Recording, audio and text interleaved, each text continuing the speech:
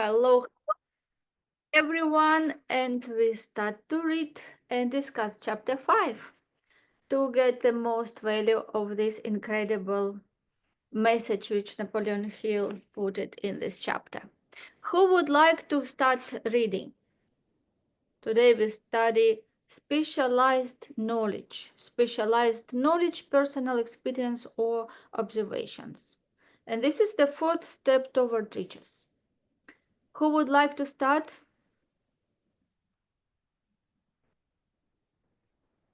Daniel is muted. No, So, but I'm happy to start. You have it in the, is it in the chat or? what do you mean? Yeah, no, to read, so, We read, yes, we read. Like I have printed this and yeah, but I've not printed I it. read. No. If you don't have it printed, you can have it on computer. Yes, I Okay, shared so, the chapter 5. I know. Yeah. No, It's in the I let chat. somebody else start then. Okay. Yes, so I can start. There are two kinds of knowledge. One is general, the other is specialized. General knowledge, no matter how great in quantity or variety it may be, it's of but little use in the accumulation of money. The faculties of the great universities possess in the aggregate practically every form of general knowledge known to civilization. Most of the professors have but little or no money. They specialize on teaching knowledge, but they do not specialize on the organization or the use of knowledge.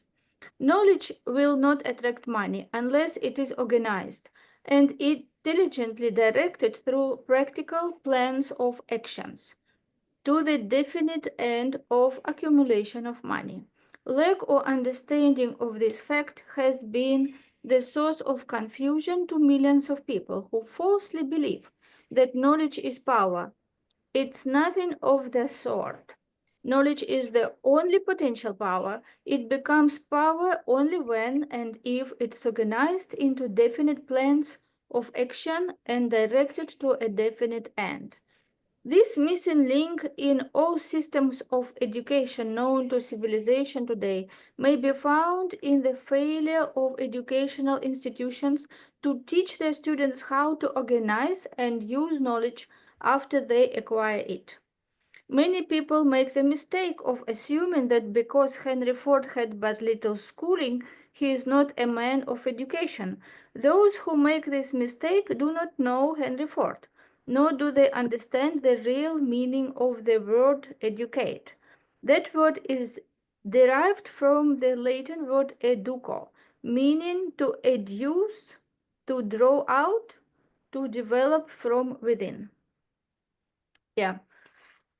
So, what we read here is that knowledge is not power, knowledge is potential power, and but real power is implementation of the knowledge. It is organized into definite plans of actions. So, this is when people get knowledge and then they take it into action and know exactly what they want and how they can use this knowledge by organized plan and certain action to achieve that goal. Wow, the more things change, the more they stay the same, huh? This seems like this is something that's come back full circle. Um, I'm old enough to remember where higher learning, like university, college, was considered something that, um, you know, was almost a guarantor of success, and not most people didn't get it. And then we entered a space where everyone went to college. And then the expense of college got to be more and more outrageous. And the fields of study got to be more and more useless. And in business, I'm seeing people with massive amounts of advanced, even terminal degrees, working for someone who might not have finished high school. And this, that, and so there's been a great debate. I'm I'm assuming it's international, but it's definitely in the US, where student loan debt has become such a massive problem, and people are questioning whether it was worth the investment of time and money to get all of these specialized degrees. And I think he's making a distinction between certification and degrees and knowledge. And he brings us to the root of the word educate to kind of make his point. And this was not necessarily this was going against mainstream at the time, but I think if you read this today, you'll get a lot of agreement in there's no guarantees with education. In fact, I think we use it as a crutch. I have 4 degrees. One of them is a doctorate, and most of them have very little to do with what I do every day and what I do for a living. And that's typical. Um, you know, I know people that went to 6 months of training to become a welder, and they make exponentially more than some lawyers and doctors who, went to school for well over a decade. And I think that the link between education and income isn't what it used to be. And Napoleon Hill is predicting that 80 years ago.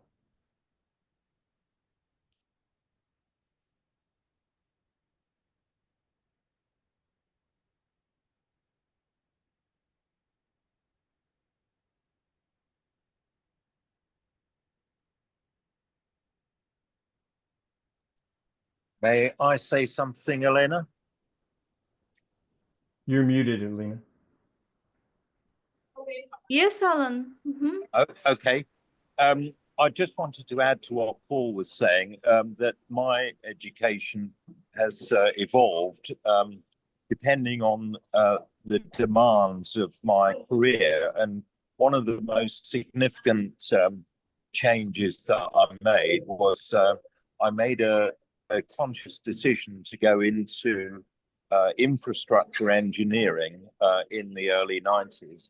And this was because of economic conditions in the UK. There was basically a financial meltdown in around about 1992 when a lot of developers stopped developing. And so the market for building development crashed, and there weren't so many opportunities.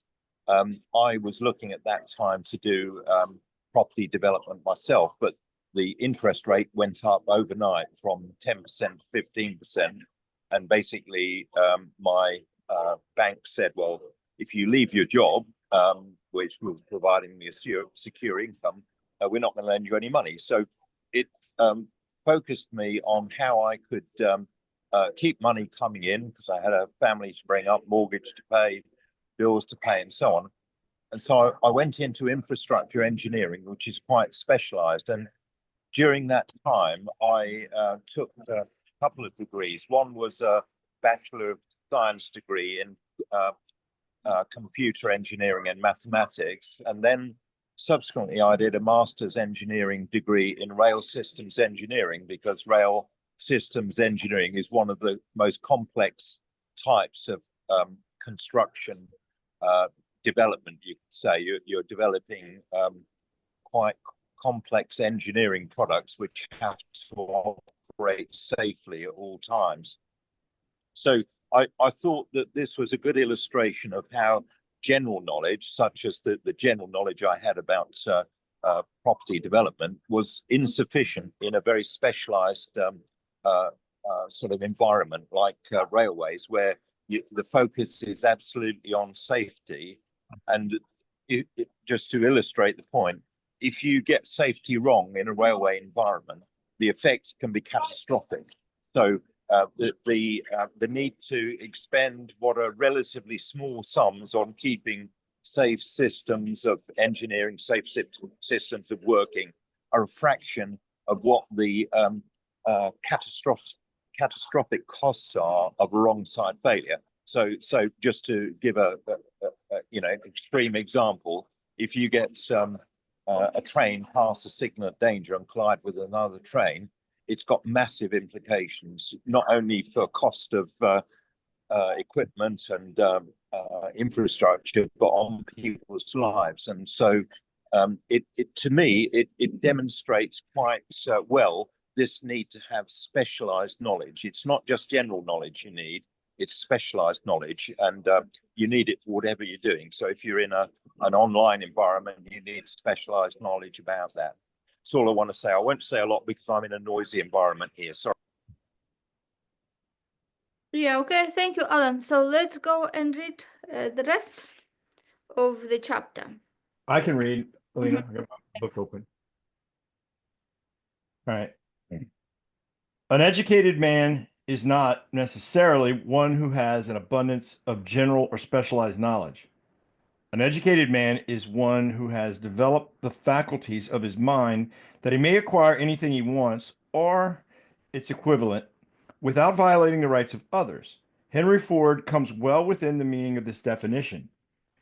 During a world war, a Chicago newspaper published certain editorials in which, among other statements, Henry Ford was called an ignorant pacifist. Mr. Ford objected to the statements and brought suit against the paper for libeling him. When the suit was tried in the courts, the attorneys for the paper pleaded justification and placed Mr. Ford himself on the witness stand for the purpose of proving to the jury that he was ignorant. The attorneys asked Mr. Ford a great variety of questions, all of them intended to prove by his own evidence that while he might possess considerable specialized knowledge pertaining to the manufacture of automobiles, he was, in the main, ignorant. Mr. Ford was plied with such questions as the following: who was Benedict Arnold, and how many soldiers did the British send over to America to put down the rebellion of 1776? In answer to the last question, Mr. Ford replied, I do not know the exact number of soldiers the British sent over, but I have heard that it was a considerably larger number than ever went back.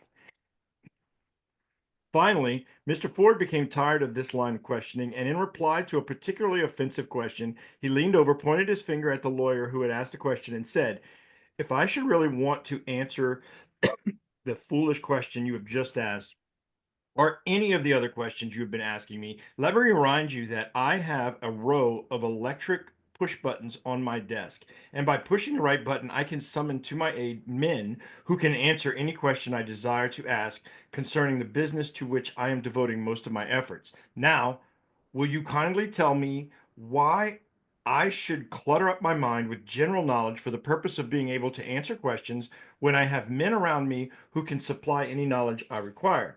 There certainly was good logic to that reply. That answer floored the lawyer. Every person in the courtroom realized it was the answer not of an ignorant man, but of a man of education. Any man is educated who knows where to get knowledge when he needs it and how to organize that knowledge into definite plans of action. Through the assistance of his mastermind group, Henry Ford had at his command all the specialized knowledge he needed to enable him to become one of the wealthiest men in America. It was not essential that he have this knowledge in his own mind. Surely no person who has sufficient inclination and intelligence to read a book of this nature can possibly miss the significance of this illustration. Before you can be sure of your ability to transmute desire into its monetary equivalent, you will require specialized knowledge of the service, merchandise, or profession which you intend to offer in return for your future. Perhaps you may need much more specialized knowledge than you have the ability or inclination to acquire. And if this should be true, you may bridge your weakness through the aid of your mastermind group. Yeah, great. So would you like to comment what you just read? Sure. Yeah. I mean, this again, this is even more true today. You want to learn how to repair your engine in your brand new car and you're not a mechanic? There's a YouTube video that will show you how to do it step by step correctly. There's a YouTube video, or there's a book, or there's a podcast, or there's it no longer takes years and years of experience to do tasks that people who weren't specialized only knew how to do. So what Ford is saying is even more true now. Having buttons that produced men with specialized knowledge was probably something of the rich, but even Ford could not have even imagined the knowledge we have access to today. I mean, it's almost unthinkable. And AI and information sharing is in its infancy. Pretty soon, we won't even have to, our needs will be predicted electronically, and we won't even have to think about them.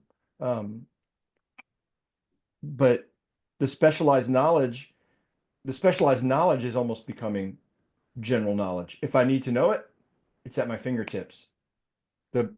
What we need to do is how to take action with that knowledge, how to know what knowledge we need to accomplish what we want to accomplish.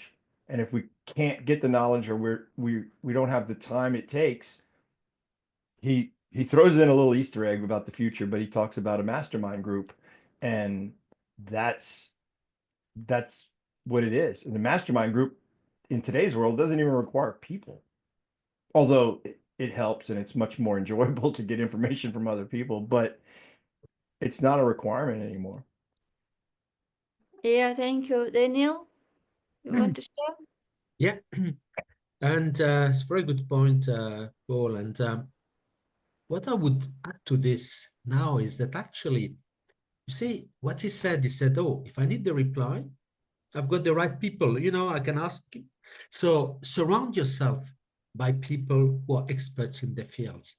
And actually, the best bosses of companies are the ones who don't have an ego in terms of saying, oh, I'm not going to take somebody who's less good than I am. No, I'm going to take the best in his field, best in finance, best in production. They are the people who can do that. And so first, it's really about this, knowing where to find the knowledge. Now, the second part, and now let's go to today's world. You see, there's a lot in technology, right? And a lot of things we don't know. I mean, I know because I'm really not an expert in a lot of things. But now today you have resources like, for instance, VA, virtual assistants.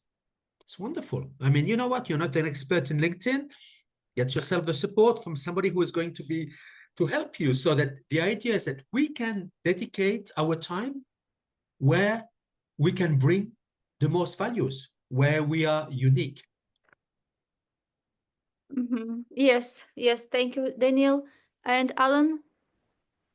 Yeah, I'd just like to add on this point that if we take the example of the complex engineering environment that I used earlier, no one person can hope to master all of the engineering expertise to actually put together a railway project, because it involves things like signaling technology expertise, overhead line electrification, or possibly third rail electrification, civil engineering, structural engineering, buildings, mechanical, electrical, plumbing, all sorts of design expertise, as well as operational engineering.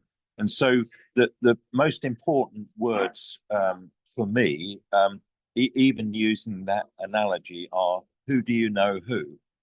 And who do you know who has the expertise that you want? So you don't need to personally know everything. You need to know who has the expertise that can help us solve the problem that you're trying to solve. I think in a nutshell, that's the message I'd like to get across. Thank you. Yeah, thank you. Yeah, thank you for your comment. So let's go forward. And who would like to read the next? Daniel. Happy to go on. So where did we leave? We stopped at, what was it? Mastermind?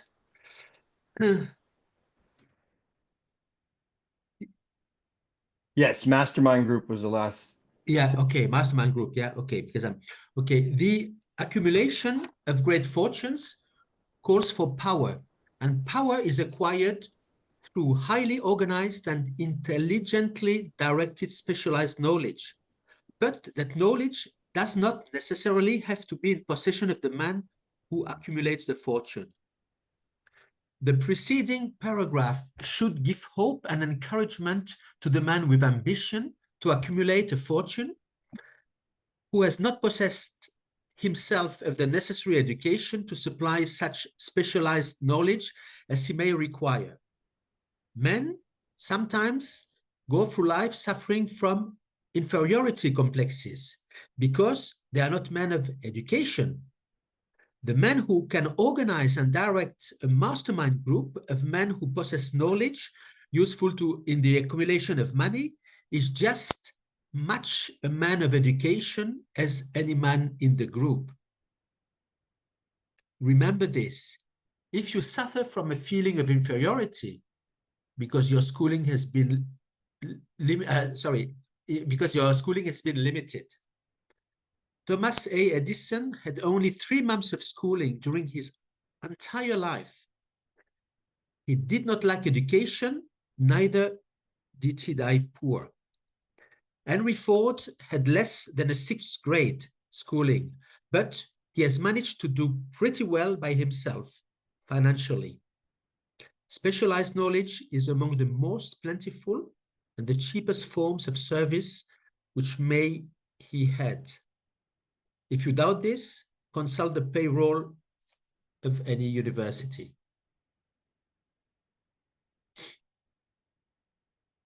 Okay, yes, and let's just, if you want to comment, let's comment, and a little bit, we have to speed up. Just give it quickly comments if you want. Yes, it is pretty what we already discussed, right? Yeah. It is not about the education, but it is ability to use mind to get access to the knowledge which you need, especially for your plans. Yes, to make plans and see what kind of knowledge you have, and then you just go for that and get it from Right. different. That's like Zuckerberg and Mark Zuckerberg, who started Facebook, and Bill Gates, who started Microsoft, and then Steve Jobs. None of them completed. They were unable to finish college because they found what they figured out what they wanted to do, and once they had enough resources to start doing it, this comes back to the notion that decisive action beats planning.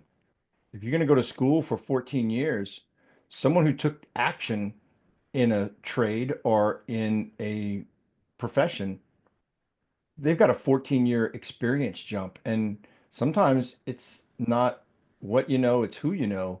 And if you're experiencing the work, you're making the connections, you're learning by doing, and we learn a lot more by doing. And education is not bad. I don't want the pendulum to go too far to where people stop being educated, but sometimes if you know what you want to do, you should just go get the specialized knowledge you need to accomplish that goal. And that's what he's talking about in these paragraphs. You got to be willing to pay for it. Another theme that I think gets lost.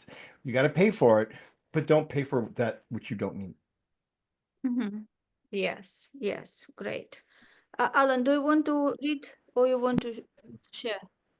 Yeah, just following on from what Paul had just said, sometimes the quickest way to acquire the knowledge is to get an expert to do what you want to do and pay them to do it, rather than you spend the time, which not be possible in the time that you have available to achieve what you want to do. So I think it's very much about commissioning the right experts to achieve what you want in double quick time. Yeah, that's all I'd like. Yes, yes, thank you. Yeah, thank you. So who want to read the rest? Next paragraph. Do you want me to read? I can read. You can. Okay, Paul, read, please. Yeah. All right. It pays to know how to purchase knowledge. First of all, decide the sort of specialized knowledge you require and the purpose for which it is needed. To a large extent, your major purpose in life, the goal toward which you are working, will help determine what knowledge you need. With this question settled, your next move requires that you have accurate information concerning dependable sources of knowledge. The more important of these are one's own experience and education available through cooperation of others, the Mastermind Alliance, colleges and universities, public libraries, through books and periodicals in which may be found all the knowledge organized by civilization, special training courses through night schools and home study schools in particular. As knowledge is acquired, it must be organized and put into use for a definite purpose through practical plans. Knowledge has no value except that which can be gained from its application towards some worthy end. This is one reason why college degrees are not valued more highly. They represent nothing but miscellaneous knowledge. If you contemplate taking additional schooling, first determine the purpose for which you want the knowledge you are seeking. Then learn where this particular sort of knowledge can be obtained from reliable sources. Successful men in all callings never stop acquiring specialized knowledge related to their major purpose, business, or profession. Those who are not successful usually make the mistake of believing that the knowledge acquired period ends when one finishes school. The truth is that schooling does but little more than to put in the way of learning how to acquire practical knowledge. With this changed world, which began at the end of the economic collapse, came also astounding changes in educational requirements. The order of the day is specialization. The truth was emphasized by Robert P. Moore, Secretary of Columbia University. Said specialists most sought, particularly sought after by employing companies, are candidates who have specialized in some field, business school graduates with training in accounting and statistics, engineering of all varieties, journalists, architects, chemists, and also outstanding leaders and activity men of the senior class. The man who has been active on the campus, whose personality is such that he gets along with all kinds of people and who has done an adequate job with his studies, has a most decided edge over the strictly academic student. Some of these, because of their all-around qualifications, have received several offers of positions, a few of them as many as 6. In departing from the conception that the straight A student was invariably the one to get the choice of the better jobs, Mr. Moore said that most companies look not only to academic records, but to activity records and personalities of the students. One of the largest industrial companies, the leader in its field, in a writing to Mr. Moore concerning the prospective seniors at the college, said, "We are interested primarily in finding men who can make exceptional progress in management work.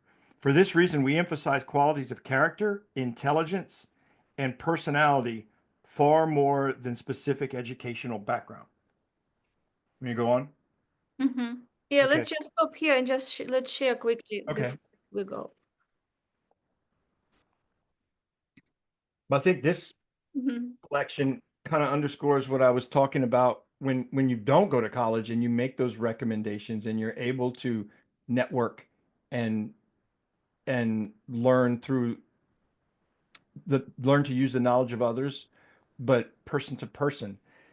When you go to college, maybe it's fraternal organizations, maybe it's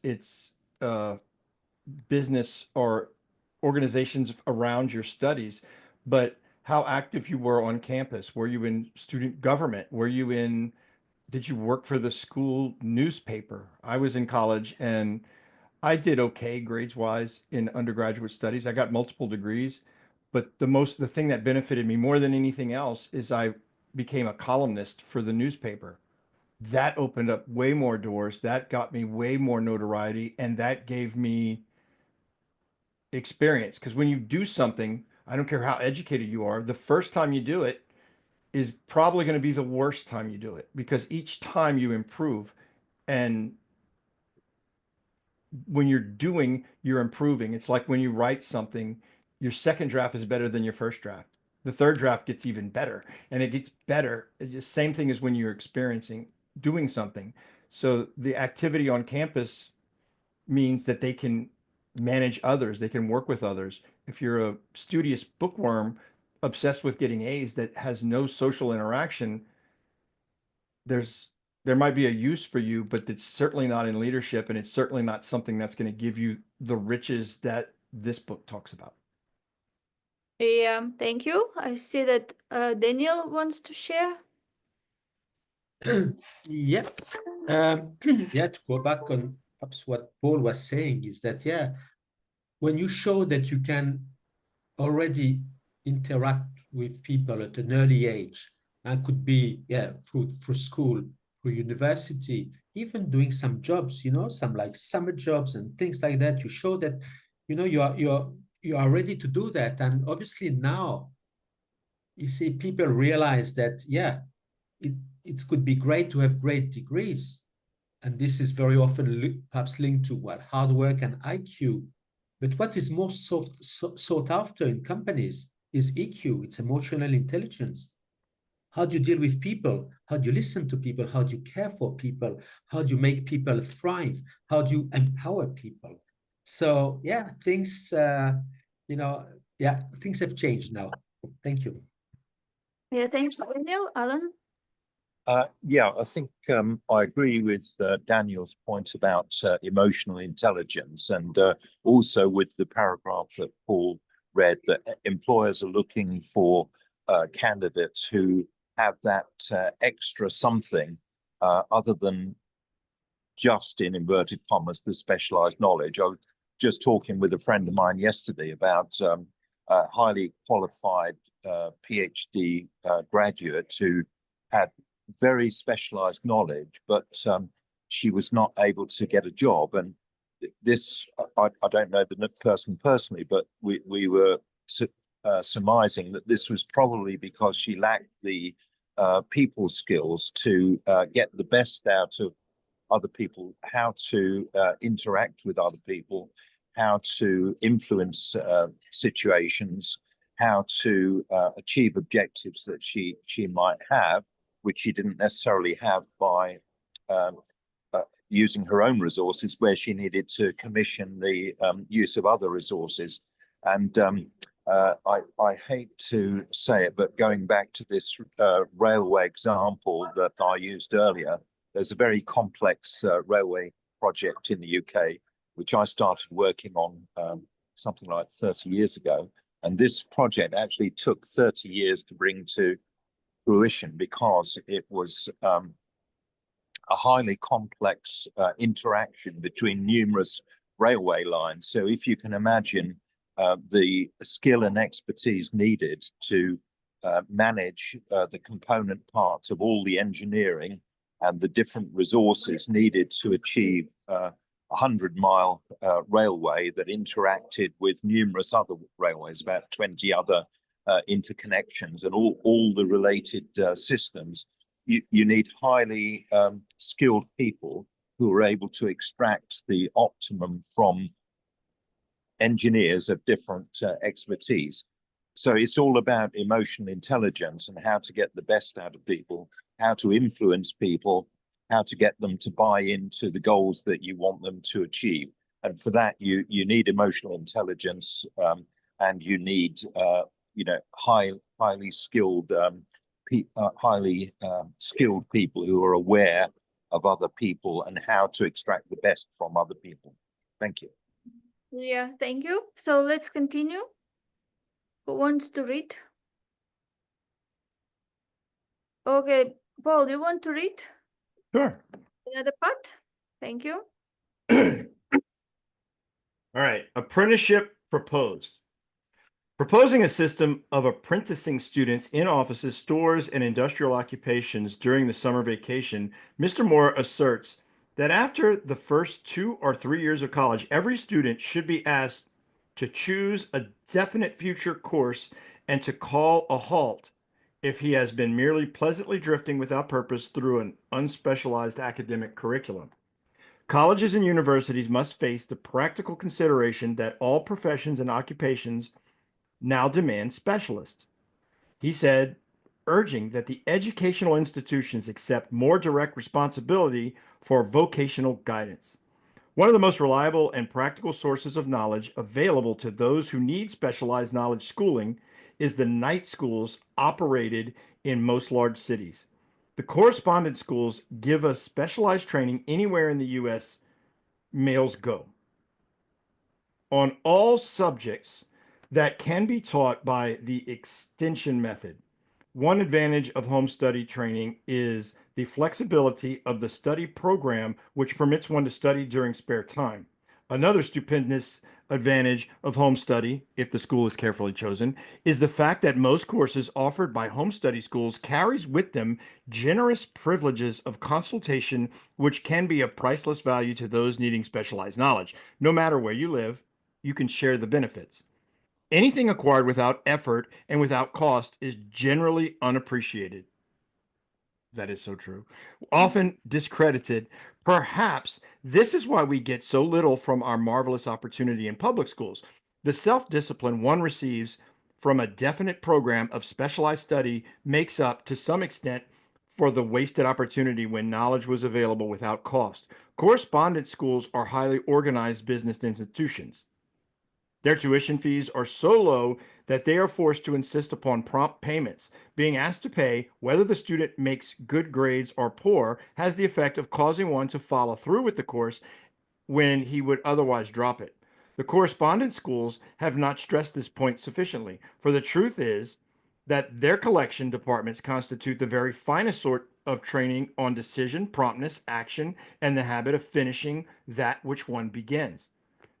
I learned from experience more than 25 years ago. I enrolled for a home study course in advertising. After completing 8 or 10 lessons, I stopped studying, but the school did not stop sending me bills. Moreover, it insisted upon payment, whether I kept up my studies or not. I decided that if I had to pay for the course, which I had legally obligated myself to do, I should complete the lessons and get my money's worth. I felt at the time that the collection system of the school was somewhat too well or organized.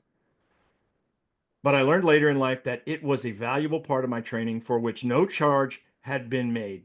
Being forced to pay, I went ahead and completed the course. Later in life, I discovered that the efficient collection system of that school had been worth much in the form of money earned because of the training in advertising I had so reluctantly taken. We have in this country what is said to be the greatest public school system in the world. That's no longer true. We have invested fabulous sums for fine buildings. We have provided convenient transportation for children living in the rural districts so they may attend the best schools. But there is one astounding weakness to this marvelous system. It is free. One of the strange things about human beings is that they value only that which has a price. The free schools of America and the free public libraries do not impress people because they are free. This is the major reason why so many people find it necessary to acquire additional training after they quit school and go to work. It is also one of the major reasons why employers give greater consideration to employees who take home study courses. They have learned from experience that any person who has the ambition to give up a part of his spare time to studying at home has in him those qualities which make for leadership. This recognition is not a charitable gesture. It is sound business judgment upon the part of employers. There is one weakness in people for which there is no remedy. It is the universal weakness of lack of ambition. Persons, especially salaried people, who schedule their spare time to provide for home study seldom remain at the bottom very long. Their action opens the way for the upward climb, removes many obstacles from their path, and gains the friendly interest of those who have the power to put them in the way of opportunity. The home study method of training is especially suited to the needs of employed people who find, after leaving school, that they must acquire additional specialized knowledge but cannot spare the time to go back to school. The changed economic conditions prevailing since the Depression have made it necessary for thousands of people to find additional or new sources of income. For the majority of these, the solution to their problem may be found only by acquiring specialized knowledge. Many will be forced to change their occupations entirely. When a merchant finds that a certain line of merchandising is not selling, he usually supplants it with another that is in demand. The person whose business is that of marketing personal services must also be an efficient merchant. If his services do not bring adequate returns in one occupation, he must change to another where broader opportunities are available. Stuart Austin Weir prepared himself as a construction engineer and followed this line of work until the Depression limited his market to where it did not give him the income he required. He took inventory of himself, decided to change his profession to law, went back to school, and took special courses by which he prepared himself as a corporation lawyer. Despite the fact that depression had not ended, he completed his training, passed the bar exam, and quickly built a lucrative law practice in Dallas, Texas. In fact, he is turning away clients.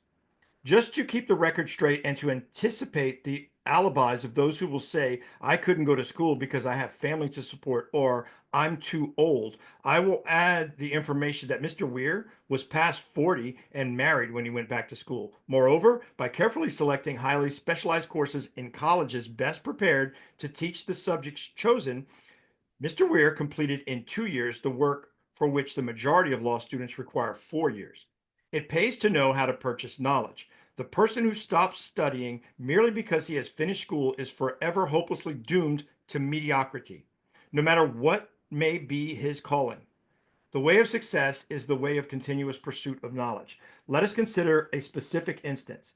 During the Depression, a salesman in a grocery store found himself without a position. Having had some bookkeeping experience, he took a special course in accounting, familiarized himself with all the latest bookkeeping and office equipment, and went into business for himself.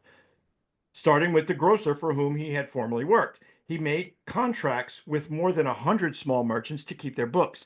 At a very nominal monthly fee, his idea was so practical that he soon found it necessary to set up a portable office and a light delivery truck, which he equipped with modern bookkeeping machinery. He now has a fleet of these bookkeeping offices on wheels and employs a large staff of assistants, thus providing small merchants with the accounting service equal to the best that money can buy at a very nominal cost. Specialized knowledge plus imagination were the ingredients that went into this unique and successful business.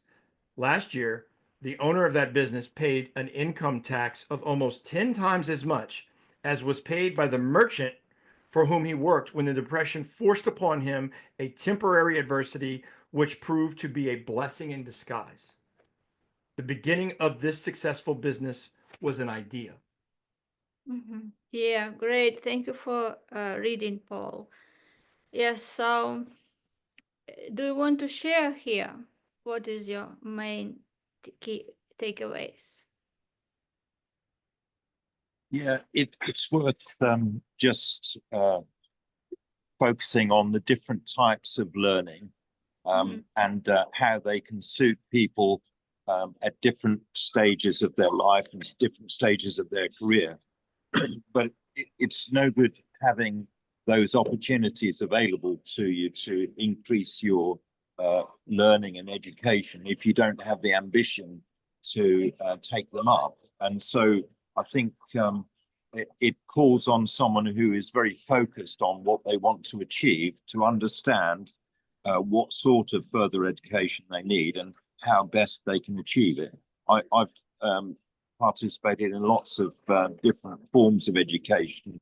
I left school when I was 16. I went into an apprenticeship, an indentureship actually, which wasn't what I necessarily wanted to do. I would have preferred to go to university. But what I did was subsequently, I did part-time education, and I actually fulfilled several postgraduate qualifications through different forms of study. Sometimes they were day release from work. Sometimes they were online learning, which is something called the Open University in the UK, where you do essentially a correspondence course. And more recently, I've been finding great value in doing online education, participating in different groups and mastermind groups particularly, I find very beneficial because you're actually interacting with people who have very high levels of specialized knowledge, and you can participate in discussions with them, learn by their expertise, and thereby enhance your own skills. Thank you. Yeah, thank you, Alan. And I see Daniel also want to share. Let's do it quickly. We still have 3 pages to read. Yeah, I mean, first point I take from last paragraph is that even if the outside circumstances seem to be very unfavorable, he talked about the depression and this guy who basically started, to contact different people for accounting. Great opportunities can come out of that. I mean, during COVID, online companies, some of them completely unknown, did so well. And the other point is perhaps coming back to this, but as well a previous paragraph is that the author was mentioning all the possibilities, night school and homeschooling, all these things. Things have never been as easy as now with online. It's fantastic. I mean, now there's no reason not to learn. You can do it from home. And as Alan was saying, I was just going to say something similar, is that you can share with others.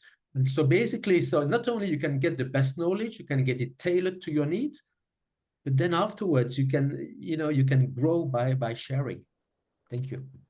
Yeah, This has grown really a lot, and especially in the US. I can't speak for the UK or in other places, but people are taking advantage of opportunities of education where they can get scholarships and grants. And what he talks about, if it's free, the value is not as strong. So they'll take courses they enjoy learning, not necessarily with a plan. Because I mean, you can major in gender studies and the social impact. You can have a degree in the social impact of colonization, or you can have degrees in things that are a specific random topic that has no value. I have forced my son, and he's happy I forced him, but I forced him to read this book when he was in high school. He approached college in accord with this book. We live in an area of the country that the the oil and gas industry is very big, and there's land management issues that require a job of a person called a landman. It's the specialized knowledge where you can deal with the land titles and contracts. He went to school for this, and it's a job you don't necessarily need a degree for, but he had a scholarship, so he was going to go. But he was going to learn specifically how to do this job. He took an internship in his second year of college. He was still there when he graduated. Um, that job turned into a six-figure job before he was 30 with a strong company that he can work for, you know, forever. But he approached college as, is this the highest best use of my time? Is this furthering my goal? And he could answer yes. But he had in his brain information from this chapter. And I'm just seeing it right now as we're reading it. yes.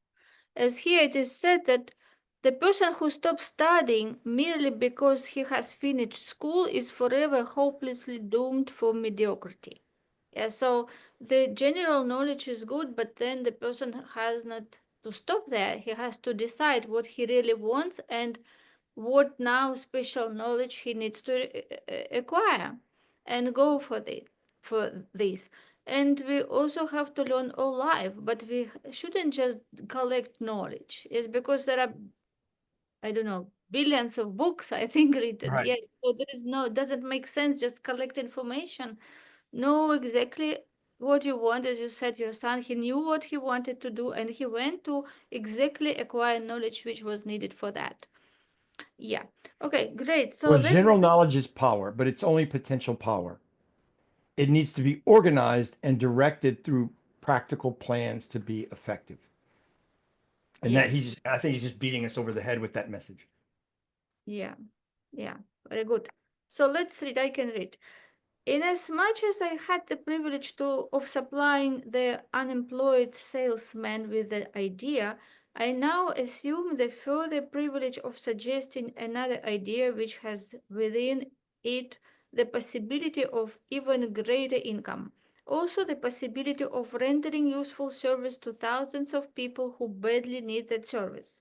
The idea was suggested by the salesman who gave up selling and went into the business of keeping books on a wholesale basis.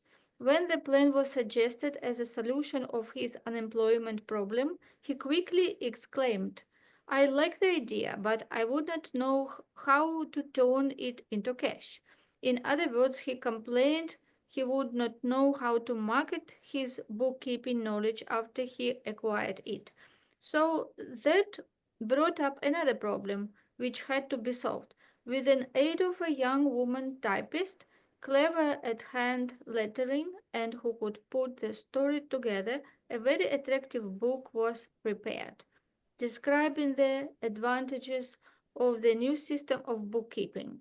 The pages were nearly typed and passed in an orderly scrapbook, which was used as a silent salesman with which the story of this new business was so effectively told that its owner soon had more accounts than he could handle. There are thousands of people all over the country who need the services of a merchandising specialist capable of repairing an attractive brief for use in marketing personal services. The aggregate annual income from such a service might easily exceed that received by the largest employment agency, and the benefits of the service might be made far greater to the purchaser than any to be obtained from an employment agency. The idea here described was born of necessity to bridge an emergency which had to be covered, but it didn't stop by merely serving one person.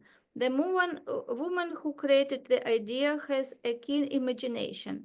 She saw in her newly born brainchild the making of a new profession, one that is destined to render valuable service to thousands of people who need practical guidance in marketing personal services. Yeah, who would like to comment to this? Sounds like she invented marketing, right? I mean, you take the message, craft it, make it look professional, and a silent salesman. I like that that was a concept that they're talking about in the 30s. But yeah, when we talk about marketing, that's kind of morphed into what we think of as maybe websites or landing pages or social media posts, where you can actually be explaining what your business is, why it's valuable to your potential clients, while you could be asleep on the other side of the world. But it had its roots in one person out of necessity starts a job, and because he had a problem out of necessity, he brings in this woman to do something, and it works so well. Her idea is she can do that for multiple people. And marketing is one of the, you know, most dynamic professions in the world right now. It's constantly evolving. It's fascinating to me. I'm not an expert, but I know a lot of people who are really good at this. And it's, as a profession, it is the epitome of lifetime learning, because what worked a year ago doesn't necessarily work this year. And the technology is changing rapidly, and it has been changing rapidly for a very long time. Yes, and it also shows the power of collaboration. We don't need to have all the knowledge. We can collaborate and find those people who have that necessary knowledge, and using our mind how to manage and connect different people with their best skills to achieve our goals. Exactly, because when we collaborate, we may be he was seeking a solution to a problem. She didn't necessarily have the problem, but she saw an opportunity in solving another person's problem. So the benefit of collaboration, it underscores why it's a good idea to help out, why it's a good idea to step in and fill that void, because she might not have been looking for an opportunity. She was probably interested in whatever that man paid her to make this book. But she was smart enough to say, I can do what he's doing, but with this. And collaboration helps even when you are the one giving, not necessarily receiving. Yeah, great, Alan. Yeah, I'd just Alan, like to add that the imagination is needed to see where opportunity lies. So a person needs to have the idea that they can see value in solving another person's problem. So, you know, the greater the person's problem, the greater the pain they're in, then the more they may be able to be prepared to pay to solve that problem. And if a specialist can convince a company that they've got a specialized service that can actually do the particular expertise more efficiently than an employee would, then they've got a good possibility of being able to sell those services to the company. But sales is all about communication, and it's about building trust, so that the service provider needs to be able to convince the person who's got the problem, first of all, that they can solve the problem successfully, and that there will be an ultimate increase in value for both parties. So I do agree that it's important to have the imagination to see the opportunity. That's really the key to it. The idea of what can be of value to people. Yes, thank you. Let's go on because we really have less time left, and let's continue reading so we can chapter. Well, I'm happy to read if you want, Elena. Yes, Daniel.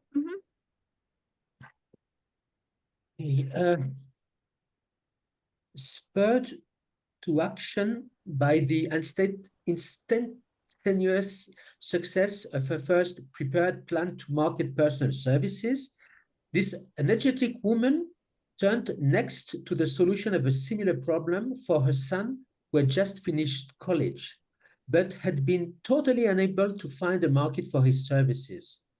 The plan she originated for his use was the finest specimen of merchandising of personal services I have ever seen. When the plan book had been completed, it contained nearly 50 pages of beautifully typed, properly organized information telling the story of her son's native ability, schooling, personal experiences, and a great variety of other information too extensive for description. The plan book also contained a complete description of the position her son desired, together with a marvelous word picture of the exact plan he would use in filling the position. The preparation of the book required several weeks' labor, during which time its creator sent her son to the public library almost daily to procure that data needed in selling his services to best advantage. She sent him to all the competitors of his prospective employer and gathered from them the vital information concerning their business methods, which was of great value in the formation of the plan he intended to use in filling the position he sought. When the plan had been finished, it contained more than half a dozen very fine suggestions for the use of benefit of the prospective employer. The suggestions were put use by the company. Only may be inclined to ask, why go to all this trouble to secure a job? The answer is straight to the point.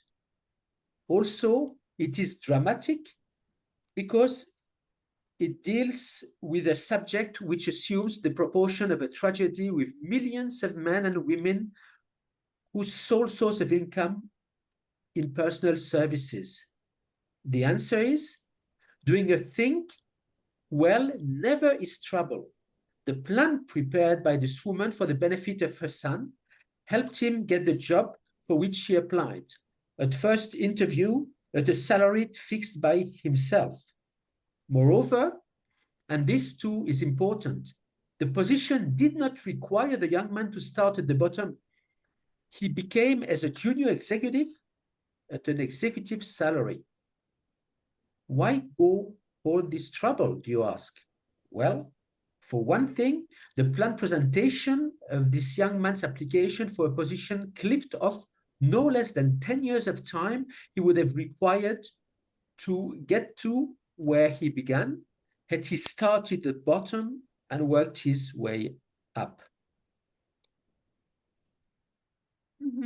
Shall I continue? Oh. Yeah, let's discuss here and then we continue. So, well, if I can, then obviously what's the idea is the more you can get knowledge, from different sources. And, the idea her mom, his mom had, go and study what the competitors do, try to see the best methods. Yeah. The more information we get, the easier we know really where we can target, where we can position our services. So, and obviously today, again, with internet, with everything which is available there, it's so much quicker. We don't need to go to all libraries and to travel thousands of miles to get the information. Thank you. Yeah, thank you, Daniel. Alan?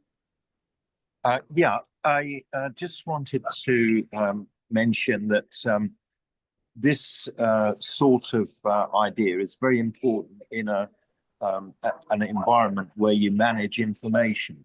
And one of the companies that I worked for had a very specialized system of managing design and construction processes using computer modeling. And by managing the information and regular updating of information, they enabled clients to have very concise information for decision making. So this was a key example of what we were talking about, specialization, and also the value added by presenting information in a concise way. So a lot of modern day society is all about managing information. It's not so much about production of physical things, it's about managing information and taking the right decisions at the right time. And I think that's an illustration here. Mm-hmm. Okay, thank you. So let's go on. Who want to continue? Paul, do you want to read? Sure. The idea of starting at the bottom and working one's way up may appear to be sound, but the major objection to it is this. Too many of those who begin at the bottom never manage to lift their heads high enough to be seen by opportunity, so they remain at the bottom.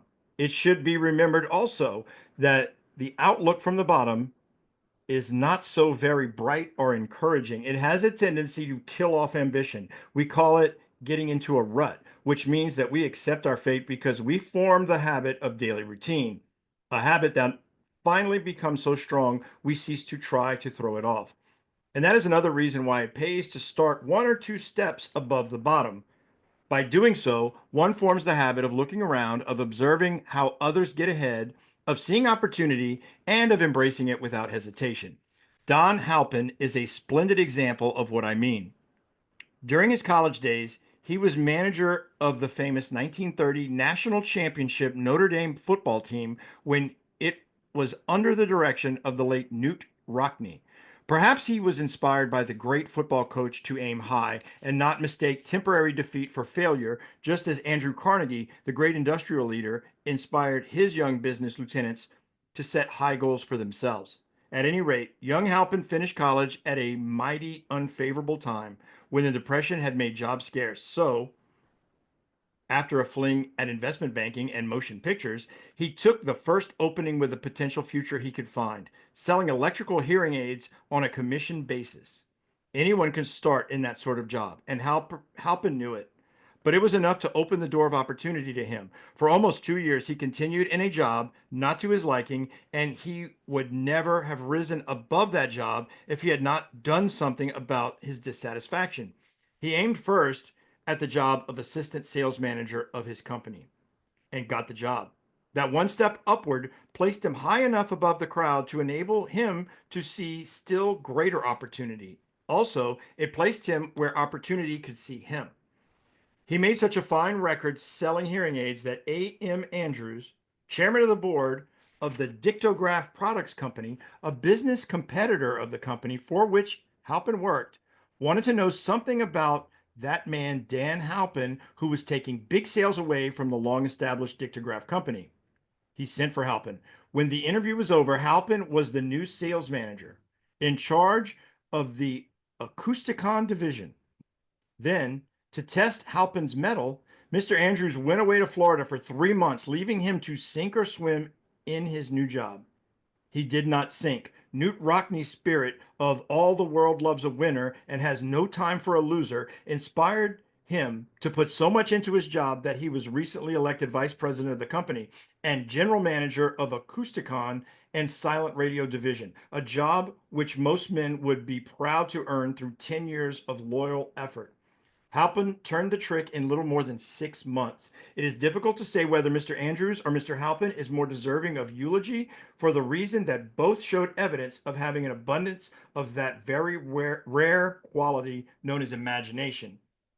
Mr. Andrews deserves credit for seeing in young Halpin a go-getter of the highest order. Halpin deserves credit for refusing to compromise with life by accepting and keeping a job he did not want.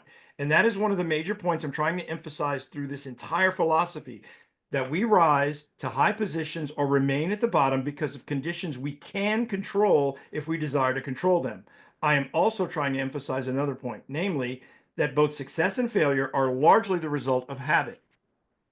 I have not the slightest doubt that Don Halpin's close association with the greatest football coach America ever knew planted in his mind the same brand of desire to excel which made the Notre Dame football team world famous. Truly, there is something to the idea that hero worship is helpful, provided one worships a winner. Halpin tells me that Rockne was one of the world's greatest leaders of men in all history. My belief in the theory that business associations are vital factors both in failure and in success was recently demonstrated when my son Blair was negotiating with Dan Halpin for a position. Mr. Halpin offered him a beginning salary of about one half what he could have gotten from a rival company. I brought parental pressure to bear and induced him to accept the place with Mr. Halpin, because I believe that close association with one who refuses to compromise with circumstances he does not like is an asset that can never be measured in terms of money. The bottom is a monotonous, dreary, unprofitable place for any person. That is why I have taken the time to describe how lowly beginnings may be circumvented by proper planning. Also, that is why so much space has been devoted to the description of this new profession created by a woman who was inspired to find a job who was inspired to do a fine job of planning because she wanted her son to have a favorable break. With the changed conditions ushered in by the world economic collapse came also the need for newer and better ways of marketing personal services. It is hard to determine why someone had not previously discovered this stupendous need in view of the fact that more money changes hands in return for personal services than for any other purpose. The sum paid out monthly to people who work for wages and salaries is so huge that it runs into hundreds of millions, and the annual distribution amounts to billions. Perhaps some will find in the idea here briefly described the nucleus of the riches they desire. Ideas with much less merit have been the seedlings from which great fortunes have grown.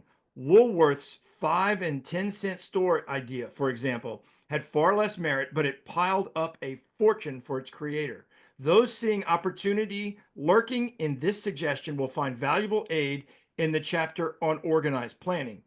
Incidentally, an efficient merchandiser of personal services would find a growing demand for his services wherever there are men and women who seek better markets for their services. By applying the mastermind principle, a few people with suitable talent can form an alliance and have a paying business very quickly. One would need to be a fair writer with a flair for advertising and selling, one handy at typing and hand lettering, and one should be a first-class business getter who would let the world know about the service. If one person possessed all these abilities, he might carry on the business alone until it outgrew him. The woman who prepared the personal service sales plan for her son now receives requests from all parts of the country for her cooperation in preparing similar plans for others who desire to market their personal services for more money. She has a staff of expert typists, artists, and writers who have the ability to dramatize the case history so effectively that one's personal services cannot be marketed for much more money than the prevailing wages for similar services. She is so confident in her ability that she accepts, as the major portion of her fee, a percentage of the increased pay she helps her clients to earn. It must not be supposed that her plan merely consists of clever salesmanship by which she helps men and women to demand and receive more money for their same services they formerly sold for less pay. She looks after the interests of the purchaser as well as the seller of personal services. and so prepares her plans that the employer receives full value for the additional money he pays. The method by which she accomplishes this astonishing result is a professional secret which she discloses to no one excepting her own clients. If you have the imagination and seek a more profitable outlet for your personal services, this suggestion may be the stimulus for which you have been searching. The idea is capable of yielding an income far greater than that of the average doctor, lawyer, or engineer whose education required several years in college. The idea is sellable to those seeking new positions. In practically all positions calling for managerial or executive ability and those desiring rearrangement of incomes to their present positions. There is no fixed price for sound ideas. Yes. And let me read the rest and then we discuss quickly. Okay. Back to all ideas is specialized knowledge. Unfortunately, for those who do not find riches in abundance, specialized knowledge is more abundant and more easily acquired than ideas. Because of this very truth, there is a universal demand and an ever increasing opportunity for the person capable for helping men and women to sell their personal services advantageously. Capability means imagination, the one quality need to combine specialized knowledge with ideas in the form of organized plans designed to yield riches. If you have imagination, this chapter may present you with an idea sufficient to serve as the beginning of the riches you desire. Remember, the idea is the main thing. Specialized knowledge may be found just around the corner, any corner. Yeah. Good. Alan. Yeah, there's quite a lot in those paragraphs there.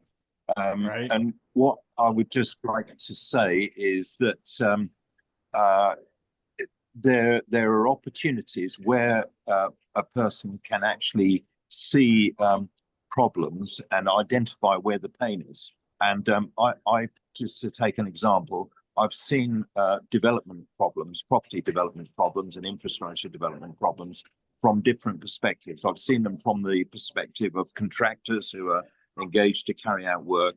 I've seen them from the perspective of consultants who are engaged to design the works, and I've seen them from the perspective of clients who are commissioning works, and I've seen the different sorts of pain that these different parties have, and I've got a great overview of the property development and infrastructure development environment.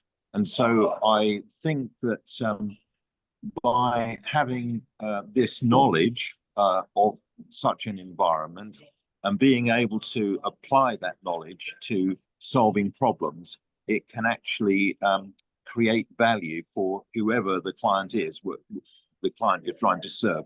So I think you need the specialist knowledge, you need the imagination, you need the idea, and you need to be able to then convince people. So you need the people skills to be able to influence people that your ideas can add value to a situation, solve problems, and thereby solve somebody's pain. I think that probably says it all. Yeah, thank you. Daniel? Yeah, actually, I just want to pick on one point. You know, there was this example of this, the mother or the lady. Everybody wanted her plan. And she said she was so confident in the abilities that she accepted to be paid on the percentage of increase of the business generated. And this is a notion which is really fantastic because it's a win-win. You don't earn more, you don't pay, you know, I'm not paid, but now I'm going to pay on what you are going to earn extra. So, and obviously in business, this is often applied that. Yeah, we've all heard stories about where I'm the one I'm thinking that's in my head was there was an American singer named Toni Basil in the 1980s. She sang a song called Mickey. It was like a cheerleader kind of song, but the record company offered her $25,000, which was a decent amount of money for a young woman in the 1980s, but wasn't riches. Or she could have a percentage of the record sales. She opted for the $25,000 the song Hey Mickey went double platinum. The album went gold, sold millions and millions of copies internationally. And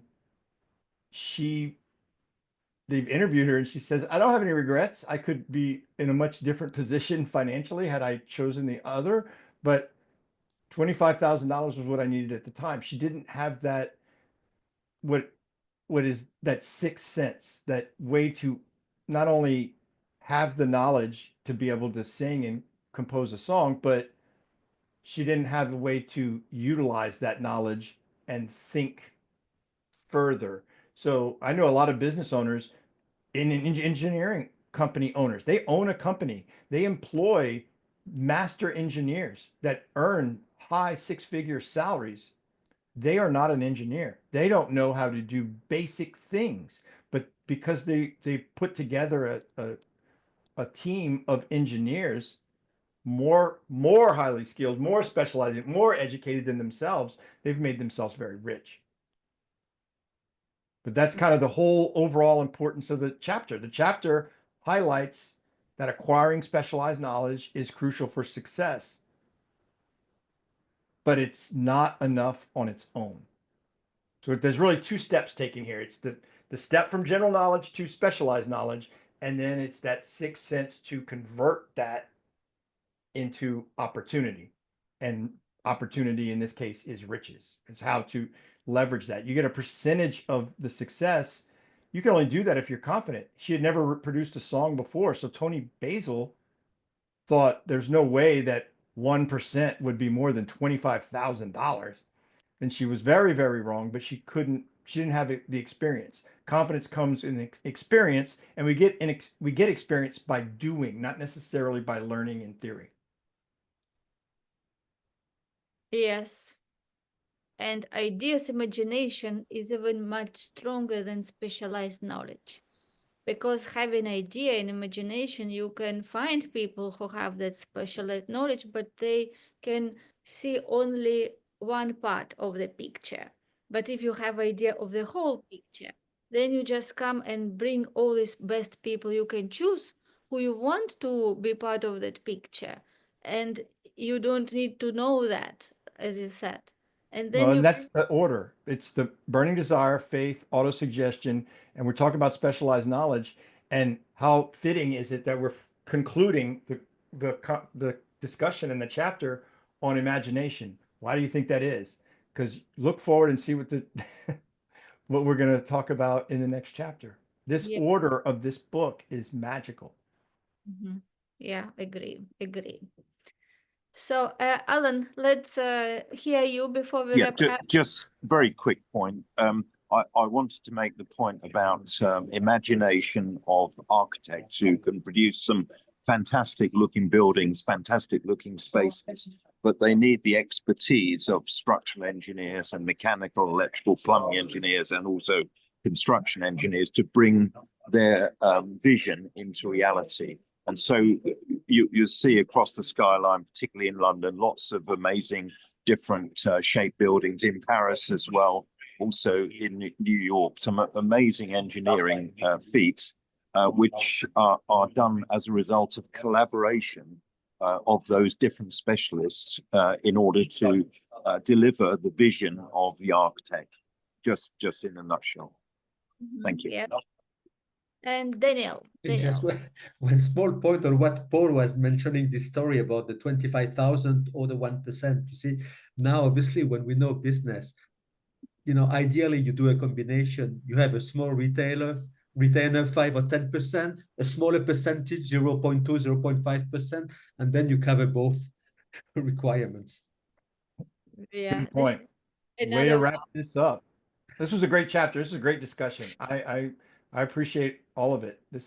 I'm getting so much more out of this book. I thought I was coming to this project as a teacher, but I'm learning so much. This is awesome. Yeah, it is great that we can always learn from each other, and we really appreciate for all your time and effort to be part of this community and part of this group because everyone is so valuable and we grow together. And our next chapter will be imagination. Yes, so we going to the next step, and looking forward to see you again next week. Yes. Thank you, Elena. Cheers, guys. Thank you, everyone. This was great. Yeah, thank you, everyone. Beautiful. I